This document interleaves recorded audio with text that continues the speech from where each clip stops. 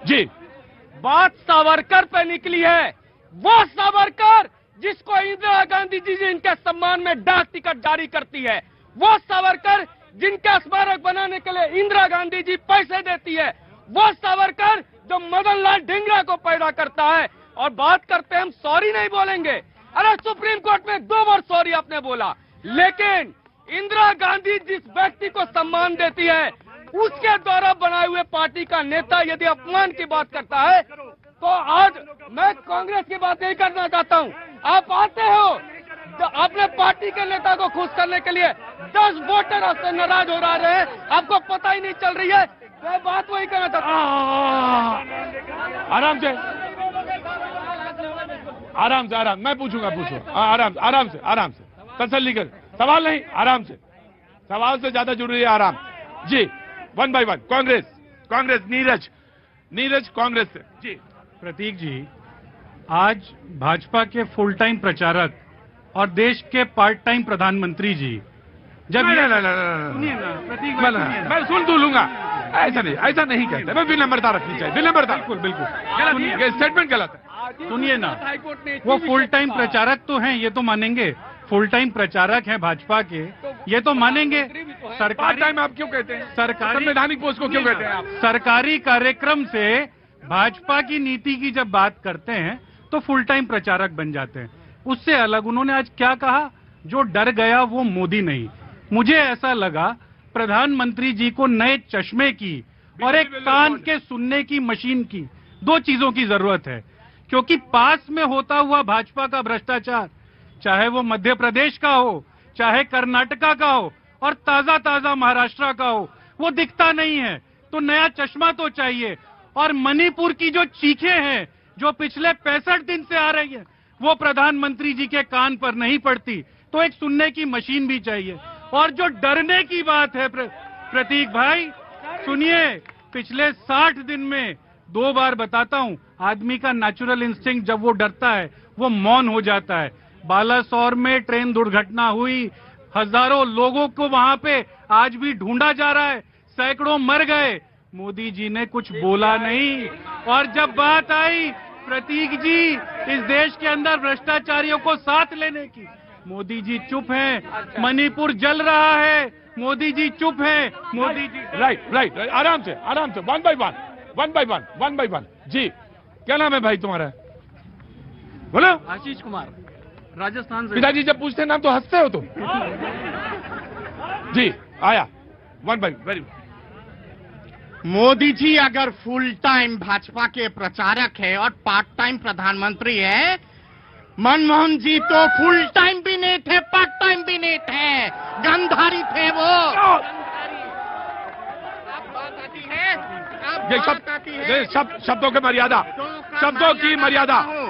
गांधारी शब्द कोई अपमानित शब्द नहीं है, वो हमारे देश के महारानी रही है किसी जमाने में, कोई आपत्तिजनक शब्द नहीं है। अब बात आती है, यहाँ पे अगर औरंगजेब की बात होती है, जिन्ना की भी अगर बात होती है इस देश में, तो सावरकर का बात छाती ठोक के होगा, रोक के दिखाए कोई।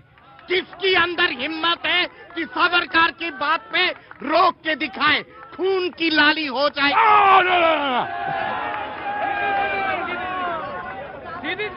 क्या दत्ता? सीधी धमकी दे दी। नहीं, ये गलत। दत्ता जी ये गलत, दत्ता जी ये गलत है। फिर वो हिंदू मुसलमान पे आ गए, जवाब नहीं दे रहे, वो अजीत पवार पर जवाब नहीं दे रहे। वंदे भारत कब जाएगी? नहीं, दत्ता जी ये खून की और ये सब बातें गलत, ये सब गलत बात है, ये सब गलत। कहाँ से आना हुआ साहब? आप भी वही हैं जी? कहाँ से आना हुआ? सर दिल्ली से। दिल्ली से। क्या नाम है आपका? Please silence. क्या भाई कर रहे हैं भाई आप? चुपचाप खड़े रहो, आऊंगा आराम से। जी नाम? सर मेरा नाम ही शुभ है। शुभ है? वाह क्या बात है, नाम ही शुभ है। बहुत अच्छा, बहुत बहुत शुभकामनाएं आपको। और क्या करती हैं आप? सर मैं मीडिया में ही हूँ, हमें कहा जाता है कि आपका शो देखा जाए ताकि और बेहतर तरीके से सीखा जाए कि ऑडियंस से कैसे भी। देखो ये देख लो शो, लड़ाई हो रही है यहाँ पे। पूरा पागल हो गए हो क्या? क्या उधर रहो, खड़े हो चुपचाप। आपको मीडिया की स्टूडेंट हैं, आपको यह कहा जाता है कि जाइए भैया जी कहीं का शो देखिए, लड़ाई झगड़ा करते हैं, ना कटाते हैं मेरी जी। तो मास मीडिया का कोर्स कर रही हैं आप, बहुत अच्छा, बहुत बहुत शुभकामनाएं। शो देखिए और शो के बाद कुछ अच्छा लगे तो बताइएगा, और नहीं अच्छा लगे तो वो भी बताइएगा, जरूर बताइएगा जी। जी कहां से चावल बेचने वाले ये जो अच्छा नहीं लगे, जो यहाँ का शो में जो अच्छा नहीं लगे, एक आदमी एक दो को तो बांध के हम आपके घर में दे देंगे, ले जाइएगा उनको। देखो जी प्रतीक जी, यहाँ पर अगर सावरकर की वीर सावरकर की अगर बात, ज्यादा जब बोलते हो तो बेवकूफ नजर आते हो तुम, बिल्कुल सच में। हर एक वह व्यक्ति जो वीर सावरकर के खिलाफ आपत्तिजनक शब्दों का प्रयोग करता है, मैं ये कह सकता हूं कि वह व्यक्ति वीर सावरकर के विषय में कुछ भी नहीं जानता। एक छोटा सा उदाहरण मैं दूंगा कि एक ही समय पर दो व्यक्ति जेल में थे, एक थे जवाहरलाल नेहरू और दूसरे थे वीर सावरकर। जवाहरलाल नेहरू एक ऐसे जेल में थे जहां उन्हें ऑमलेट और टोस्ट मिलता था, जहां से आप कोई भी एक जेल बताइए जहां से व्यक्ति स्वतंत्रता से अपनी बेटी को पत्र लिख सकता हो। जवाहरलाल नेहरू को यह उपलब्ध था, यह पूरा उन्होंने कहा था कि मुझे वो कलम और वो किताब मिले पढ़ने के लिए। और अंग्रेज इतना प्यार करते थे कि उनने यह मान लिया, और वहीं वीर सावरकर को एक काली कोठरी में इतने वर्षों तक रखा, वहां जाकर तो कोई देखे सेलुलर जेल में वो। ये बात मैं आपकी मानता हूं कि पैर भी सीधे नहीं हो सकते। नहीं हो सकता। हाँ। पानी पीने की क्या व्यवस्था थी ये मालूम है क्या जो कहते हैं वीर सावरकर के विषय में? इन्हें कुछ भी पता नहीं है। अब मैं आता हूं इस विषय पर कि राहुल गांधी क्या कर रहे हैं और ये समस्या महाराष्ट्र की क्या है, बहुत समझने की जरूरत है। महाराष्ट्र में जब ये कहते हैं कि अजीत पवार एनडीए में शामिल हो गए तो क्या साफ हो गए, तो यह कल जब वो ज्वाइन नहीं किए थे एनडीए, तब यह क्या कह रहे थे इनको सजा दे दो? क्या इनका डबल स्टैंडर्ड नहीं है? ये अपना आईना तो देखें, अपना चेहरा आईना में देखें। वह व्यक्ति तब तक साफ है जब तक वो एनडीए में नहीं है, और जैसे ही वह एनडीए में चला गया वह अपराधी हो गया। ये वकील लोग भी बड़ा तर्क खोज के लाते हैं, ये वकील भी बड़ा तर्क खोज के लाते हैं। एक वकील ने किया, दूसरा ये वकील ये भी है जी। आया बीजेपी आया, सर नीचे नहीं रहते, आ रहा। प्रतीक जी, मैं दो बातें कहूंगा। हाँ। पहली तो इन्होंने ये बहुत कन्वीनियंटली मिस कर दिया कि उनको भ्रष्टाचारी प्रधानमंत्री मोदी जी और पूर्व मुख्यमंत्री देवेंद्र फडणवीस कहा करते थे। अजीत दादा चक्की पीसिंग पीसिंग पीसिंग, ये इनके नेता कहा करते थे। और सावरकर के ऊपर बहस नहीं है। मैं सावरकर के बारे में आपको कुछ बातें बता सकता हूं, लेकिन बहस नहीं है। क्योंकि वो बामशक्कत जेल करते थे, वो सुपरिटेंडेंट के प्यादे का काम भी करते थे। और उन्होंने, सुनिए सर, ये कहना अपमानजनक है। आज हाई कोर्ट ने, सर इनमें एक बात बता देना चाहता हूँ। मैंने सावरकर में मैंने इंटरवेंशन इसलिए किया कि सावरकर में आपने बोला, मैं दे दूंगा। नीरज शब्द मुझे क्लैरिफाई करने, नीरज मुझे क्लैरिफाई करने दीजिए। प्यादा शब्द मैं अपनी डिबेट से हटाता हूं। Now you please complete. बिल्कुल हटाता हूं, बिल्कुल ठीक है, और स्ट्रिक्टली हटाता हूं जी। प्रतीक जी, सावरकर के ऊपर बहस नहीं है, लेकिन ये मैंने मान लिया था। उनके बारे में पहली बात, कोई व्यक्तिगत टिप्पणी मत करिए, आपको जब उसी ने मुद्दे पे बामशक्कत जेल में थे तो जेल में वो क्या काम करते थे ये जनता समझदार है, पढ़ लेगी और पता कर लेगी।